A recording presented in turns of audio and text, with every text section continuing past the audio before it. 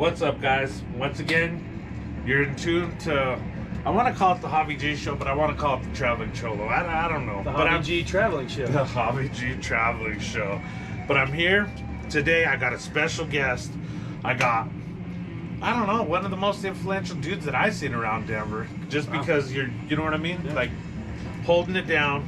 Mr. Josh Lamp from Chain Reaction Records, everybody. And we're going remote from Chain Reaction Records. Yeah. So, Josh, how you been, buddy? I've been good, man. Yeah, just navigating my way through the new world, man. Yeah, that's definitely the tough one is, everything we've went through for the past year and a half. I mean, Yeah. you guys stood pretty strong. I mean, meaning that, it seems like you got a really good following and stuff behind. Was it, at the beginning of this pandemic, were you kind of stressed? Oh, yeah, for sure. Like, just every day there's more and more news coming out, right? And it's like, I don't know what you're gonna call it, like the threat or whatever, building, and you could just tell, like, shit was gonna get closed down, Right. And we ended up closing like a day or two before stuff actually got shut down, just because we felt like super uneasy. We were like, what is the we have like some social responsibility here to not like be spreading shit, and like Right. didn't know what to do. Like, we got like wiping everything down with, Yeah. and like always running around wiping the door handles off all the time. Right. And just having like, to deal with all that. and Dean and I were in here one day, and he was like, what should we do, man? He's like, we just decided between the two of us to shut it down. Right. And I didn't know how long it was going to be. Obviously none of us did, right? I just gave Dean all the cash we had in the drawer. I said, Right. sorry, dude, I don't know when we're coming back. Right. And then, my brother and I just crunching it, just putting everything online. Good. Right? So, one of the things about like the success of the shop, I think, was that from the get-go, we never put much available online. Right? Discogs or whatever. Right. We didn't really use that much, unless maybe we ended up with a record that didn't really fit into what we were doing, whatever. So at that point, we're like, we need to put some shit online, because we got to keep going, right? Right. But with that said, I'm mainly just stuck to putting new vinyl online, and we did put a few used things. Just needed to make some quick money. Landlord is really cool. Worked with us. We got through it though, right? Yeah. And when we reopened, and everybody was masked up, and people went nuts. I think there were several things at play there. One, there's for sure a loyalty. People wanted to come and spend some money in the shop to keep it going. And then two, you had folks that you're not going to concerts, so they've got that. Yeah, you gotta have that music. Got that fix, man. Yeah, so they're coming in and spending all that concert and bar money on records, Right. So everybody's staying home. And then you had the stimulus checks. The stimulus checks. Look, the stimulus checks stimulated the shop, which stimulated the local economy, right? Yeah. People were coming in. This one kid came in. He spent his stimulus check here. He dropped $600 here one day, like shit like that, and it just kept going, and even with being closed for a month and a half, what was that? 2020, we still did like 20% more business than the year before. Right. And it's continued to be busy. We just got over that kind of end of the summer doldrum slump when all the kids are going back to school. It gets kind of slow in here. Parents got to go buy school clothes and stuff. They can't go drop a bunch of money on records. So we do get that slump. You get to the other side of Labor Day, and it picks back up. And this last week's been really busy. But I can't thank the folks of Denver and the metro area enough for keeping us going. And then of course anybody that bought stuff from us online. And since then, when you showed up, that's what I was doing. I was actually putting stuff on our Discogs page and putting stuff on our Big Cartel page. just sticking to the new vinyl, and I usually go through like what are we overstocked on. If I feel like we've got overstock and stuff, that's the stuff I put up online, because I really try to keep the shop full. You know, you want people to come in and go, oh fuck, look at that. Well, I mean, that's what I love about this shop, is the fact that like this is where I find all my Madball.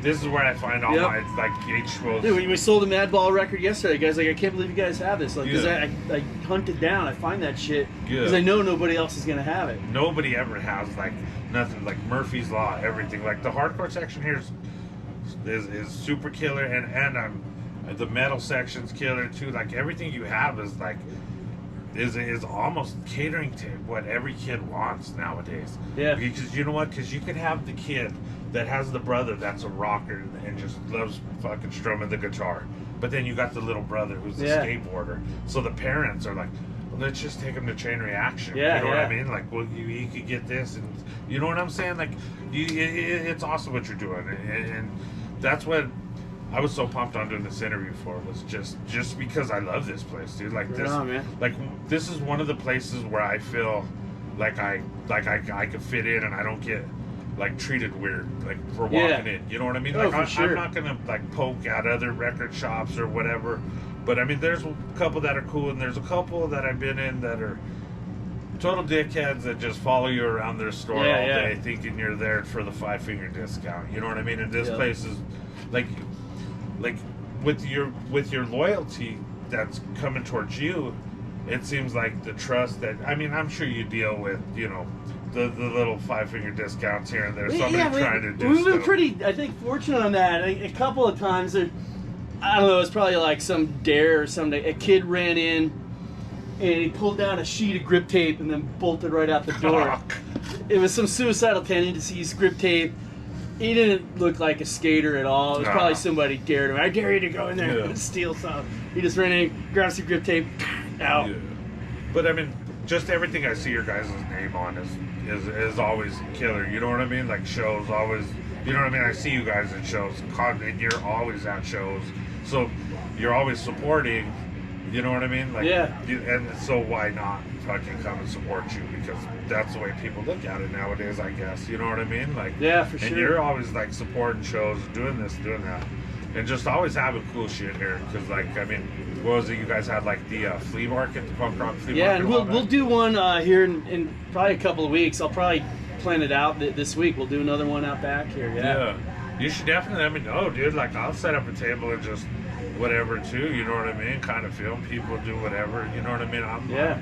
I'm here for you too, brother, just because, you know what I mean? It just seems like what you do for the community is dope, you know what I mean? Because a lot of kids like this don't have. Well, that's the word right there is community, man. Like, it was like, you know, part of the initial vision with the shop was to be part of and help build on the community, you know, like, you know, punk, hardcore, metal, you know, whatever you want to call it, like aggressive music and skateboarding and bring all that together and celebrate our community, you know? Right. And like you said, where, you know, you feel comfortable coming in, like, everybody's part of it, you know? And you get the guys that, the people that come by and hang out all day, right? Because it's where we have a sofa, you know? Like, come hang out, man. Let's talk shop. Let's talk records and music and shows. And I saw these guys back when, you know, I saw them here, you know? And like, oh man, I've got the original of this. I've got the green vinyl. You know, like, just all those. That's fun. You know, I love all those stories, and I love talking to and connecting to people. You know, that grew up in different places, but we had like this common interest. You know, and it brought us from whether we were from Carbondale on the western slope, or from Pueblo, or from New York, or I just moved here from Texas, or whatever. Like, everybody comes together, and that's that community. And everybody, and that's what's good about Denver. It seems like it has like a tight knit community with this, in this genre. You know what I mean? Like, I hate to say genre because it sounds so fancy, but like, you know, but it is. You know what I mean? And it's like the people that are around it. It's the same people you see around every show. It's the same. Yeah, I remember. I mean, you know, like how small the scene used to be, and I think that's why it was so tight knit because. And now there's more bands and there's more clubs, and so, you know, bills get stacked up with similar bands. But back when, you know, there'd be a grindcore band, a street punk band, thrash band, you know, a hardcore band, all on the same bill, because that was our community, you know. We all kind of we were tighter, you know. Right. And they offered up that I forgot the word I was looking for. Variety. That variety. Yeah. That's cool though, man, because I mean, just everything, bro. Like, people need this type of shit in times like this, just because this is the escape. You know, this is the only real escape that we have is music, or if it's skateboarding or whatever. You know, and some people don't like to take advantage of that because of, I don't know, maybe it's a chemical substance abuse problem in their life. You know what I mean? Like, I don't have money for records because I like spending my money on drugs. You know what I mean? There are those people, you know. But it seems like once you do get your mind right, because me personally, I'm not trying to throw it out there, but like, I've been sober 7 months, and I remember going to shows and just being a fucking total dickhead. Like, yeah, just being a total dickhead. And that alcohol will do it to you. You know what I mean? Well, think about like supporting the band. You're going to the show. If you spend all your money on booze, is that supporting the band? Hell or if you no. spend your money on a T-shirt and pick up a record? Yeah. That's supporting the band, Yeah, right? that's supporting the band. Like getting stickers, fucking slapping them places, playing the band, showing the band to your friends. Yeah. You know what I mean? Doing shit like that. But I'm not trying to turn this into like a sobriety thing, but I really do feel like being sober is fucking killer. You know what I mean? No, like it's opened my eyes up to so much. Like, I wouldn't be where I'm at right now interviewing me you. either, man. Yeah, you know what I mean? And that's what's cool. I mean, I see you just achieved something. And yeah, so yesterday I just took my test for 8th lower level, it'd be my yellow belt in Kung Fu. Boom. You know what I see, mean? if I was still partying and stuff, I wouldn't be getting that shit done, man. And that's what's awesome. That goes to show everybody. You know what I mean? I mean, sobriety is good. Yeah, when I stopped partying, it wasn't like, oh, I better stop. Or, you know, it was like, I just realized one day, like, I hadn't drank in a while, and then I was like, the last time I did it, like, I only had a couple beers because I had to get to bed early because I wanted to get up early. And, like, I just have other shit to do is what it came down to. Like, I've got way more productive and creative and fun and interesting things to do than laying on my couch until, you know, wake up at noon and then lay on my couch all day. You know? And then that's basically what it is, man. It's just, you know, you find that so much extra time, and you're just like, oh, I'm gonna do this, I'm gonna do this, I'm gonna do this, like and you do it. And you've got the money now too. Because like, you're like, oh, I can't afford that, but then you blow, you know, $100 a night at the bar and not even bat an eye. Yeah, you're like, oh, but you won't spend $100 on a complete skateboard. Right. You know what I mean? Like, but then when you're drunk after you blow the 100, you're like, I should have bought a skateboard. But yeah, man, it's cool in, you know, shows as far as the band going. Is that going all right? Yeah, we man of the Clusterfux. Everybody. Yeah, Clusterfux. We practiced last night. We're not playing any shows. We decided it's too early. You know, like a lot of shows, tours getting shut down, people getting sick. Dude, look at Paul Stanley and Gene Simmons both just came down with COVID, right? Yeah. They're vaccinated, and you got to imagine like there's so much money behind those that like. Next to probably the president, those are probably a couple of the most protected, bubbled, sealed off people in the world because there's so much money and people that depend on that machine to keep going. Right. They're talking about how everyone in their crew down at the truck drivers gets tested twice a day. They bring their own caterers so they don't work with any of the, you know, so they know everyone that's in their bubble and everyone's getting tested and they still got it, right? Yeah. I was like, I'm not ready to go down to, you know, the local club and throwing spit and sweat around with everybody yet. There's a couple shows coming up that I really want to see, but I'm kind of I don't know. Maybe I'll just stand way in the back and you gotta be that guy. You know, like what do we got coming? The Rancids are coming soon, right? Yeah, I want to like this week. Youth of like Today is. Yeah, Youth of Today. I mean. Youth of Today, you want to jump around, you know, but I'm probably just gonna be in the back with my mask on, just taking it in. You know, there's a lot of positive outlook. You know, there's a lot of older dudes in these bands too, and they seem like they're not really wanting to do anything either. You know? So, I mean, Not saying anybody's old here. We're not old. We're young. Right. Young till I die. Yeah. But yeah, man, we just, you just, with all this stuff, it seems like you overcame and you pushed through and you kind of, and you did. You got through with the store and everything worked out good. That's a big accomplishment seeing nowadays, because I've been seeing like a lot of southern Colorado, like I was telling you before, like the mom and pop stores are closing, and we got independent records down there. I don't know, they seem like they're the ones taking over the whole thing, because ever since Sam Goody and Music Lounge no longer around, Well, like we were talking about outside, like one of the risks, the biggest risk to opening the shop was that we were going to be specialized, right? But one of the things that that risk was also ended up being our strength, was that we were specialized.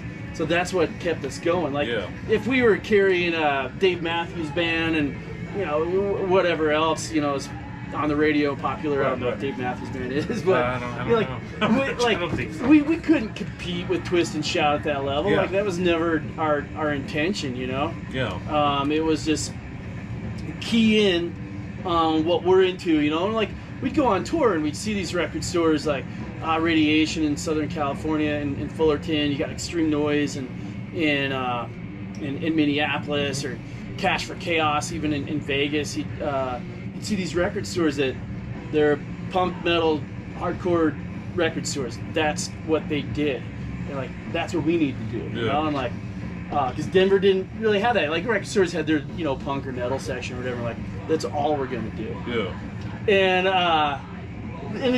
timing just worked out well. Like when we opened the store, was the Denver scene big enough to at that time? Well, we opened 2 doors down in a tiny little. It was big enough to support that tiny little thing. But as the music scene in Denver grew, like look how many Denver bands have gotten signed over the last few years. Blood Incantations touring the world. Like as the Denver scene continued to grow, the shop was able to grow too. As more people were moving here, for the music scene. We just grew with it, So it really ended up being like perfect timing. That's killer too. That you were able to grow with, what I mean? Like everybody got a whiff of it and was like, oh, I want some of that. You know what I mean? So, I mean, I think I remember going to the one down the. What year? How many years ago was that? That was like 7 years ago. 7 years ago.